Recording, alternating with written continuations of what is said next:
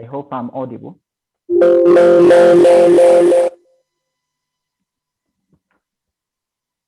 an echo. From my side, you are audible, please. From my side, I can hear you very well, and I see many comments that have come that you can be heard. We can hear you. Oh, you can hear me. All right. Thank you. Thank you, Rose. Good morning, colleagues, ladies and gentlemen. My tribute to Philip Ochieng is both from a personal standpoint and from a professional view. I met Philip Ochieng in life only twice, and in very brief stints. First, as a student at the University of Nairobi, and second, as an aspiring copy editor at Nation Media Group.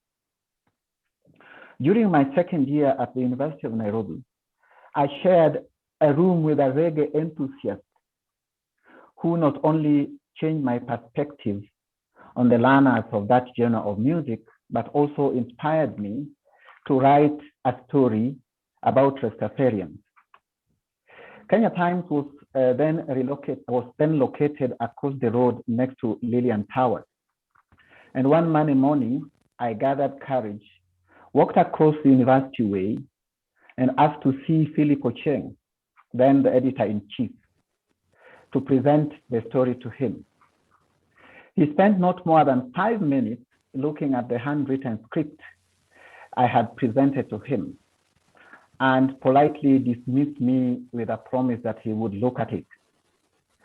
I left with a sense of resignation that his famous distaste for lingual mediocrity and inquisitive eyes that escorted me out of the door had trashed my copy as a monumental piece of literary comedy. To my surprise, 2 weeks later, the article was published as a spread across 2 pages of the newspaper, giving me my very first piece of published work. The second time I met Philip was at Nation Center when he administered to us a test in our quest to become sub-editors with the media group. I never made it through that test. Many years later, reflecting on those particular encounters and gaining a proper understanding of the doyen of language that Philip was, I appreciated that I did really not make the cut during that interview. By the time I landed at the University of Nairobi, I had read Philip Ochieng multiple times.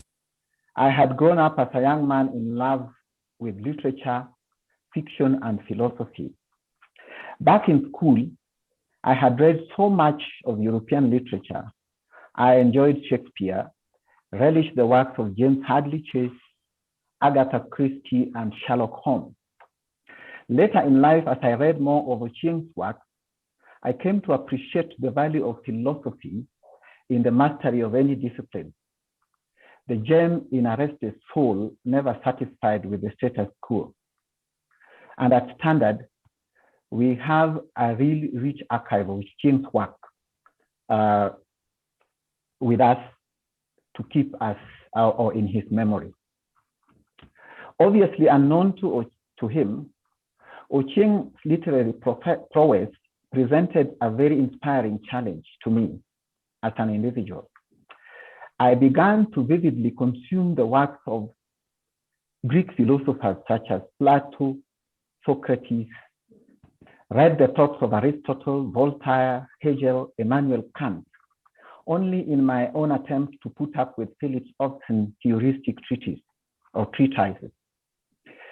It did really help.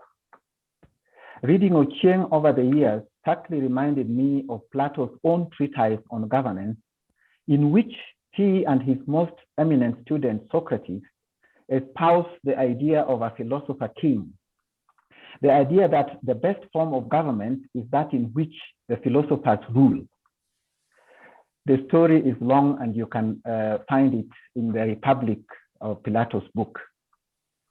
Reading Ochieng's seminal book on the Kenyatta succession with Karimi, and his own book I accused the press later, his articles in the various publications, I came to the very obvious realization that in Ochieng, Kenyan journalism had the very rare embodiment of a philosopher's scribe. From his pen came thoughtful, deep, purposeful works, not only served in pioneers of the English language, but also anchored in history, literature, and spiced with ideology and conviction.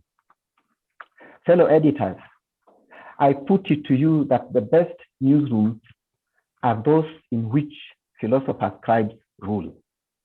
Unfortunately, our newsrooms today are packed with so many kings and queens, red scribes without philosophy, and conversely, a few philosophers without the ropes of kingship. Journalism certainly needed Ochieng's organized skills to make a mark in the sands of Kenyan history. A man who sought to direct the course of history through his thoughts and principles while remaining faithful to the very ideals of the fourth estate. Like many great thinkers before him, Ochieng was clearly a restless and a troubled soul, a walking contradiction of thoughts whose spirit wandered across the globe, perhaps in search of answers to fundamental questions around life and human existence.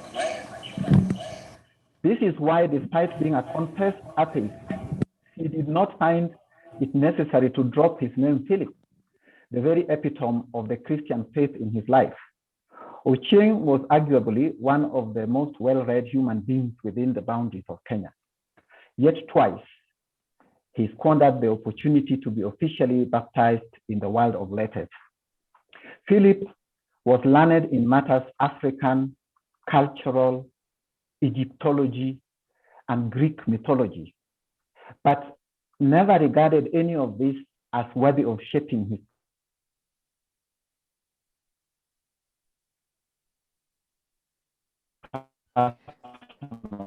Thank you, Rapuro.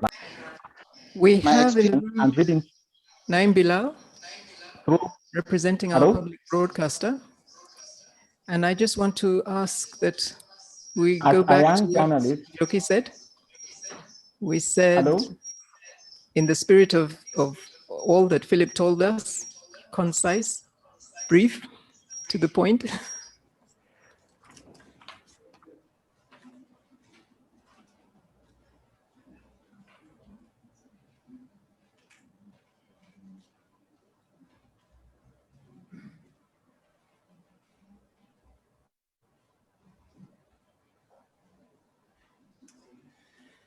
Good morning, everyone.